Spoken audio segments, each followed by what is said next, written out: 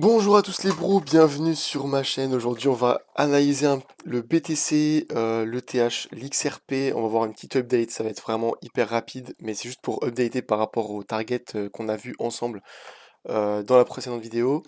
Donc, on va aussi voir aussi les ETF, ce qui se passe au niveau institutionnel. On a vraiment un FOMO de malade mental je pense qu'on l'a jamais vu de l'histoire de la crypto. Et on va voir donc certains indicateurs qui sont vraiment intéressants et après on va vite fait faire le tour des patterns. Vous allez voir qu'il y a une nouvelle pattern qui s'est formée, et qui en fait, comment dire? Sans invalider les autres patterns, elle peut être extrêmement bearish, à court terme et à moyen terme. Voilà, donc faites vraiment attention, je vais vous montrer ça de toute façon. Il faut bien prendre en compte aussi qu'on est dans une période d'énormes incertitudes. Voilà. Donc dans les périodes d'incertitude comme ça, il faut vraiment être extrêmement prudent sur ces trades. Personnellement, mes longues, j'ai plus que mes longues long terme. Je fais toujours un peu de scalp, mais c'est vraiment très difficile sur un marché aussi plat. Mais voilà, en tout cas, faut vraiment mettre des stop loss et enfin ajuster ces stop loss en conséquence. Juste avant les amis, on va voir vite fait donc une news qui m'a paru vraiment importante. Donc déjà avant de regarder la news, bah je vous invite aussi sur mon canal Telegram, hein. On est énormément d'ailleurs. Je vous remercie à tous pour les abonnements, c'est un truc de fou. Sur mon canal Telegram qui est entièrement gratuit les amis, vous avez juste à scanner voilà ce QR code sur vos écrans, vous mettez pause. Ou alors, bah voilà, vous prenez le lien dans la description ou en commentaire épinglé et je vous partage énormément de news sur la géopolitique, la macroéconomie, énormément d'analyses aussi en direct. Voilà, vous pouvez suivre en même temps avec moi les conflits, les chartes, voilà, plein d'analyses en direct comme ça. Et ça vous permet d'être à jour sur les marchés. Voilà, donc n'hésitez pas à rejoindre.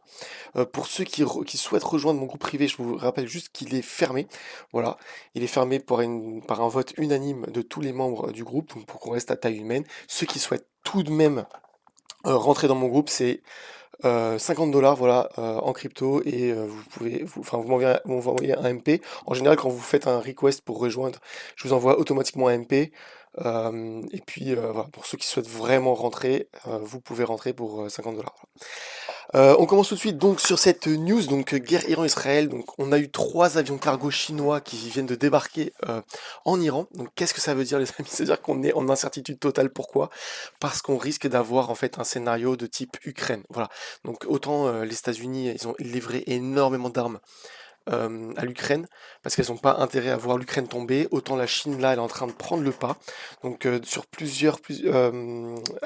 comment dire, plusieurs speeches de leurs porte-parole, ils ont dit qu'ils avaient aucun intérêt à ce que l'Iran tombe et surtout, ils n'ont pas en fait, envie que Khamenei, tombe et c'est aussi le point de vue partagé par Poutine.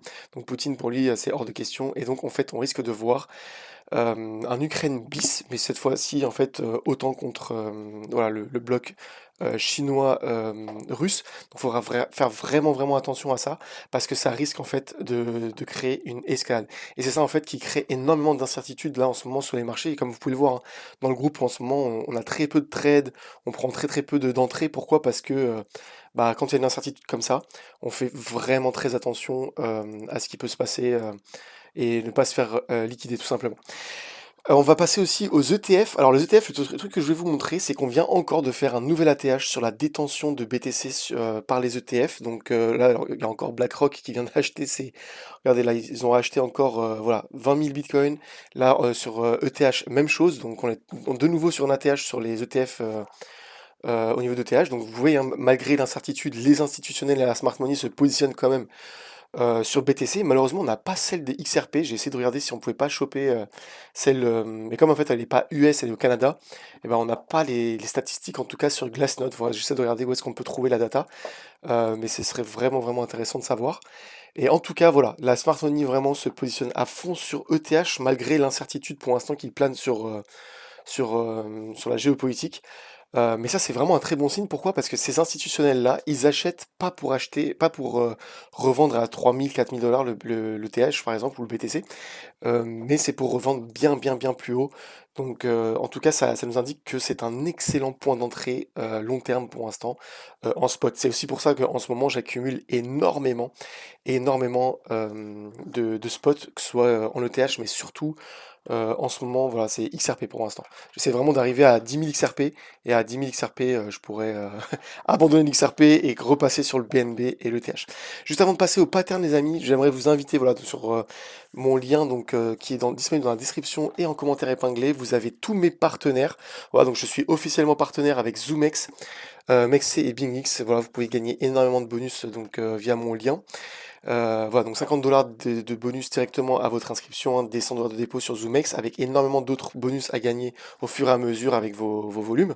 Pareil pour Mexc, donc lui ça va jusqu'à 8000 $ et BingX. Je rappelle juste que BingX ce sont des bonus qui sont verrouillés sur certaines paires et à certains leviers. Voilà, donc c'est un peu différent de ZoomX et Mexc qui eux ont des bonus. Mais après, franchement, si vous êtes smart, vous cumulez les trois et comme ça, ça vous permet de décupler votre wallet et décupler vos trades. Voilà.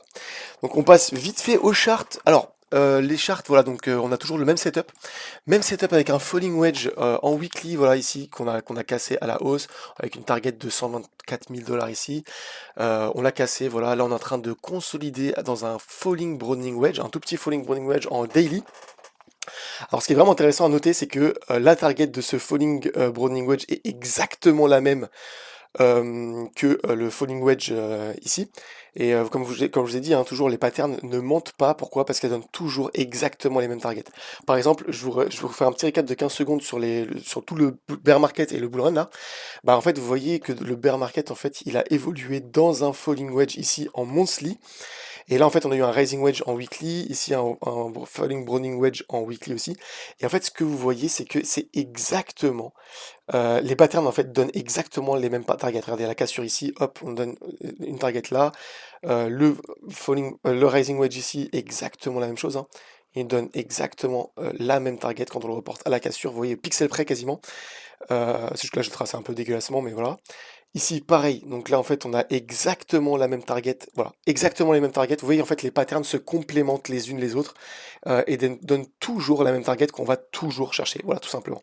Alors, par contre, on a une nouvelle pattern que je vais vous montrer juste après, mais d'abord on va faire le tour vite fait des indicateurs.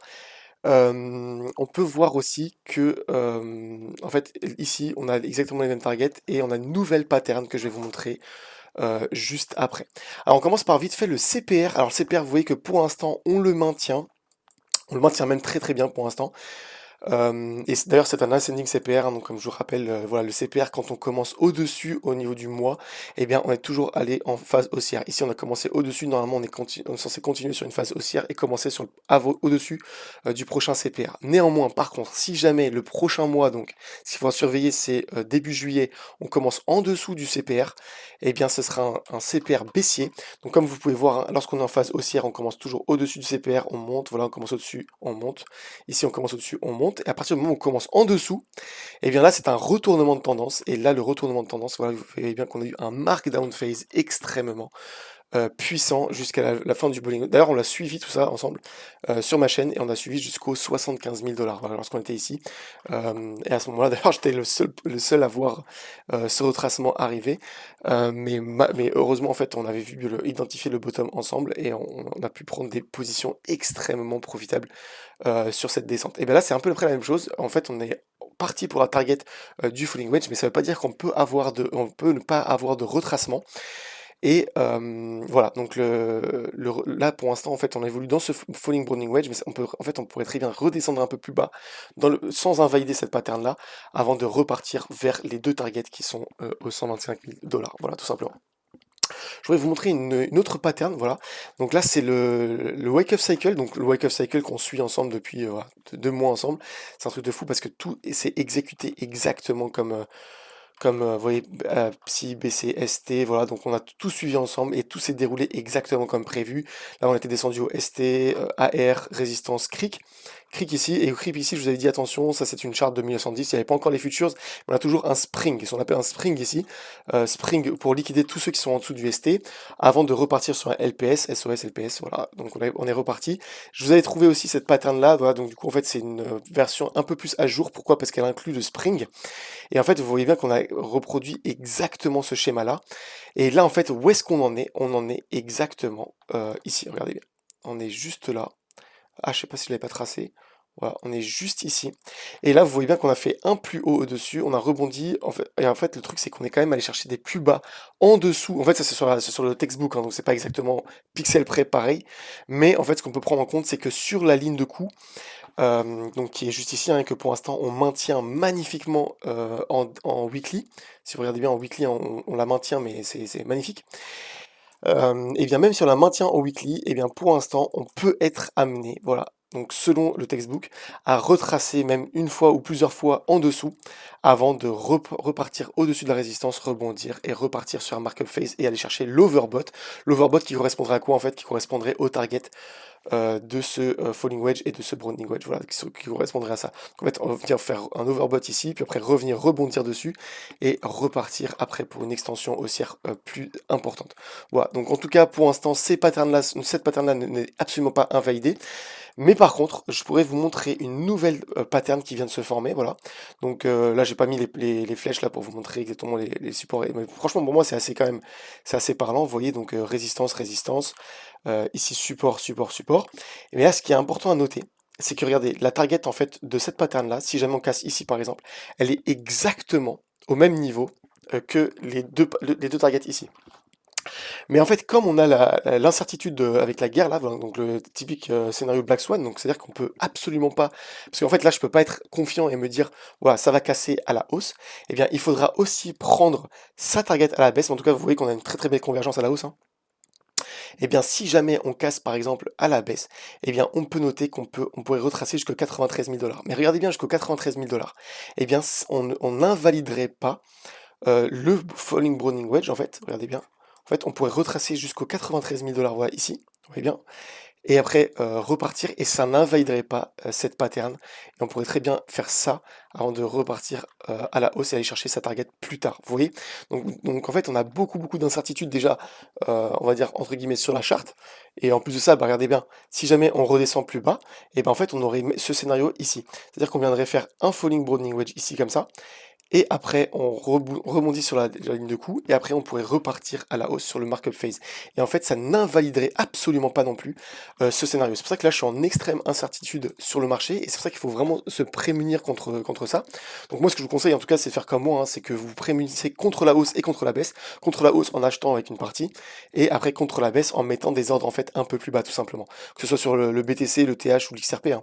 Vous pouvez maintenir des ordres un peu plus bas. Moi, personnellement, en ce moment, j'achète entre 100 et 200 $ tous les jours sur XRP et un petit peu aussi sur le TH. Eh bien, peut-être qu'une partie, par exemple 25%, je le maintiens en ordre à la baisse. Comme ça, je suis protégé contre la hausse. Donc, si jamais le scénario haussier il s'exécute, bah, je suis aussi gagnant avec 75% du capital investi. Et par contre, vers la baisse, là, ce sera un peu plus compliqué.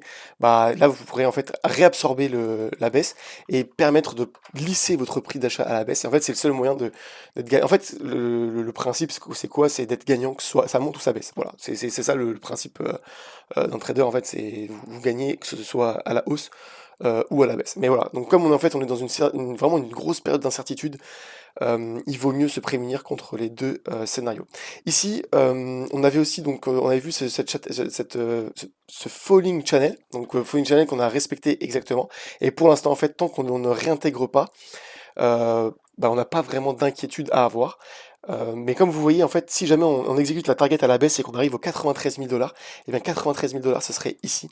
Et ça voudrait dire en fait on réintègre le channel avant de le recasser à la hausse et qu'en gros, toute cette phase-là serait un fake-out.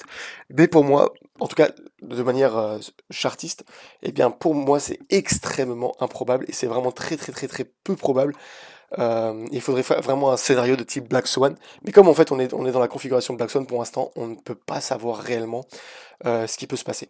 Et c'est exactement aussi pour ça que je vous avais dit aussi la dernière fois, regardez les triangles ascendants, parce que les triangles ascendants, en fait, on peut revenir, regardez, ici, on a tenté de casser à la hausse, eh bien, on pouvait revenir retester la résistance avant de finalement casser par la suite et faire un market phase extrêmement puissant.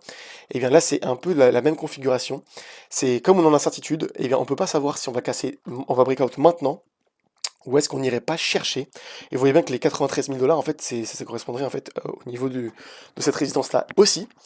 Et en fait, on pourrait revenir rebondir sur cette résistance avant de retester par la suite et casser le triangle haussier à la hausse, mais bien après. Et vous voyez bien qu'en fait, regardez, si jamais on prend le timing donc le point d'impact du triangle haussier, eh bien, ça correspondrait à début septembre. Et vous voyez que, en fait, finalement, si jamais on a un été bearish, eh bien, on pourrait très bien faire ça, retester après par la suite et repartir ensuite. Mais en tout cas, ça vous donne en fait les targets de bottom et ça vous donne aussi les zones sur lesquelles placer vos ordres.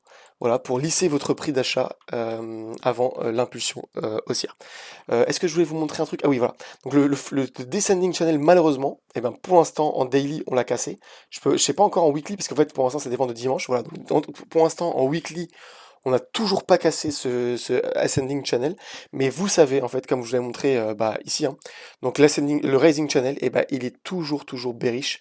Après, ça veut pas dire qu'on va le casser là maintenant à la baisse, parce qu'en fait, ce qu'on pourrait faire, si jamais on clôture au-dessus dimanche et qu'on casse pas ici, eh bien, on pourrait très bien en fait aller rechercher la zone haute d'ailleurs qui correspond exactement aux deux targets en fait. Donc les targets qu'on a vus ici. Donc voilà, les deux targets ici, ouais, 124 000, 125 000 dollars, 122 000 dollars. Eh bien, vous voyez que le Rising Channel a exactement la même zone haute. En fait, c'est pour ça qu'en fait, tous les indicateurs convergent, mais vers les deux scénarios. Et le pire, c'est que en géopolitique, on est extrêmement incertain, puisque on n'a pas d'insider dans la Maison Blanche, hein, donc on n'en sait rien de ce qui peut, de quelle décision peut être prise. Et voilà. En tout cas, vous avez les deux targets à la hausse comme à la baisse, et il vaut mieux se prémunir contre ça. Voilà. Donc c'était vraiment un update hyper rapide. Là, je passe vite fait sur ETH. ETH, on maintient toujours sa pattern en weekly, donc un symmetrical triangle. On a eu deux fake out ici, donc à chaque fois, bah, on a eu un fake out ici. Ici, c'était bah, le début de la guerre Israël-Iran. Donc voilà, en weekly, toujours pas de clôture. Là, ce qu'il faudrait voir, c'est dimanche à minuit, à quelle heure enfin, qu'est-ce qu'on fait comme clôture. Mais ça m'étonnerait énormément, honnêtement, que dimanche, on arrive à breakout, que ce soit la hausse ou la baisse. À mon avis, ça va continuer à compresser. Il faudra surveiller en fait bah, la cassure à la baisse. De toute façon, regardez, je vais vous donner les targets à la hausse et à la baisse. À la hausse, c'est 3211 dollars. En fait, vous voyez que ça correspond quasiment au même target que le falling wedge ici. Donc ça, c'est vraiment pertinent. Mais par contre, à la baisse, regardez bien, on a une autre target ici qui correspondrait aussi à un cluster de liquidation que je vais vous montrer juste après. On aurait les 2050 dollars. Voilà, donc au moins vous avez vos deux zones sur lesquelles placer vos ordres ou vos prises de profit, voilà. Et en fait, ce que je voudrais vous montrer, c'est que sur le BTC, par exemple, là, on a toujours cet énorme cluster ici. À la hausse. Par contre, sur l'ETH, on a énormément de clusters. Et quand je vous dis des clusters, c'est genre chaque ligne, c'est 20 milliards de dollars. Regardez bien. Voilà, juste ici, vous voyez en fait qu'on a d'énormes clusters aussi jusqu'aux 2050 dollars qui correspondent exactement à la target de ce triangle, symmetrical triangle. Voilà, donc il faut être extrêmement prudent les amis sur ETH parce qu'on pourrait très bien en fait, si vous voulez, là on est vraiment dans une configuration où on a autant de chances de casser à la hausse qu'à la baisse. Voilà. Et donc en fait, regardez bien, chaque ligne, vous voyez, 15 milliards, 13 milliards, 8 milliards, enfin vous voyez, c'est des lignes absolument énormes. Et ici, exactement pareil, eh bien on a des lignes, en fait, vous voyez, 19 milliards, 20 milliards 37, vous voyez, c'est des, c'est des clusters absolument absurdes. Et en fait, ce qu'on pourrait avoir, c'est une reprise de liquidité avant de repartir exactement comme ici. Et j'espère pas que ça, je dis pas que ça va être le cas. Vraiment, c'est pas le scénario que je privilégie. Et que j'espère pas en tout cas. Mais vous voyez qu'en fait, après avoir eu un markup phase, eh bien, avant d'aller chercher la target qui était ici, eh bien, on a eu une prise de liquidité et on est même allé chercher presque le bottom ici, malgré que le stochastique, en fait, lui, indiquait que, en fait, on n'irait pas plus bas. Regardez bien. Là, en weekly, vous voyez, le stochastique nous indiquait un bottom définitif ici. Et même si on allait rechercher proche de la zone, eh bien, le stochastique, lui, indiquait que nous n'irions pas plus bas que cette zone-là. Eh bien, c'est exactement pareil, si vous voulez, ici. On a le stochastique qui nous a indiqué un bottom définitif ici. D'ailleurs, pas que le stochastique, hein, il y a énormément d'indicateurs, comme je vous ai montré dans la précédente vidéo, et dans toutes mes précédentes vidéos, d'ailleurs, sur le TH, que c'est le bottom définitif de marché. Mais par contre, on pourrait très bien avoir un retracement enfin, en se rapprochant de la target, sans directement aller chercher plus bas, et après repartir sur la target des 3300 dollars. Voilà. Donc, il faut être extrêmement prudent pour l'instant. Prenez vraiment bien vos décisions, comment dire, vos décisions de manière réfléchie. Vous voyez qu'en monthly, hein, ça reste extrêmement bullish. On a toujours ce Morningstar absolument monstrueux sur. D'ailleurs, c'est le plus gros Morningstar qu'on ait jamais eu sur ETH, hein, clairement. Et c'est une pattern extrêmement bullish parce que regardez, le dernier Morningstar qu'on avait eu, c'était juste là.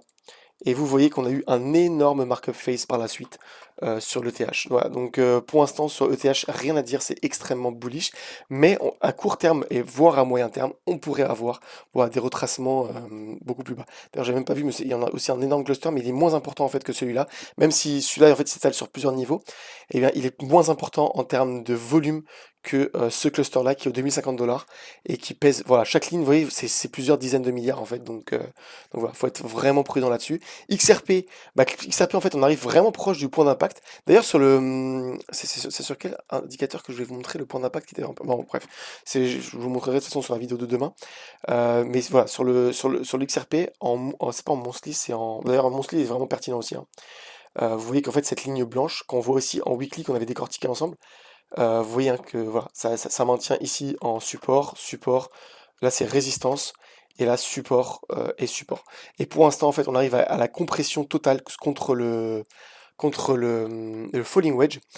Mais malheureusement, pour l'instant, ça fait un descending triangle aussi, hein. Donc attention au descending triangle, parce que pour l'instant, on évolue dans ce falling wedge là. Mais là, en fait, ce que je vois, c'est que ça descending triangle pattern. Voilà, vous regardez, en fait, c'est une pattern extrêmement bearish de base. Donc il faudra vraiment faire attention à ce qu'on ne la casse pas.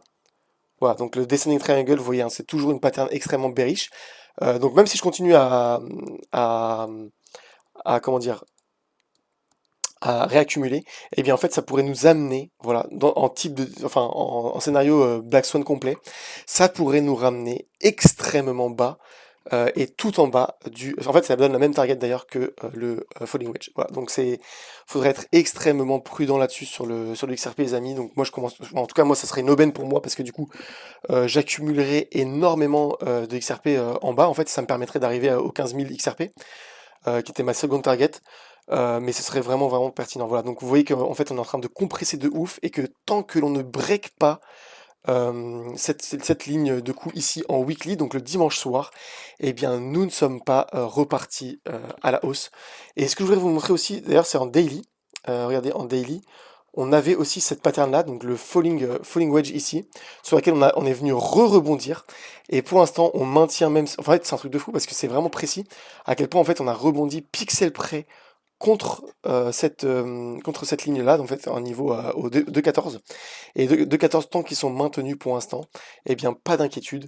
Mais par contre, si jamais on casse les 2,14, eh bien cette pattern-là, le falling wedge en daily, est complètement invalidé. Et en fait, on risquerait, voilà, donc comme je vous ai montré juste avant, de repartir vers le bas du falling wedge qui se situe au 1,40$. Voilà. Donc c'est pas pour être bearish les amis, mais voilà, faut vraiment être extrêmement prudent pour l'instant. En tout cas, moi, c'est une excellente opportunité, hein, ça me permet d'accumuler de ouf du XRP. Et tout l'XRP que vous achetez maintenant en dessous des 3$, dites-vous que c'est vraiment cadeau avant le breakout du falling wedge qui nous amènera vers les 50$. Voilà, donc je m'arrête là pour aujourd'hui. C'était vraiment un update super rapide. Moi, je fonce à la salle. Voilà, je vais faire ma petite séance abdos-épaules aujourd'hui. Et je vous dis à la prochaine. Prenez soin de vous. Ciao, ciao.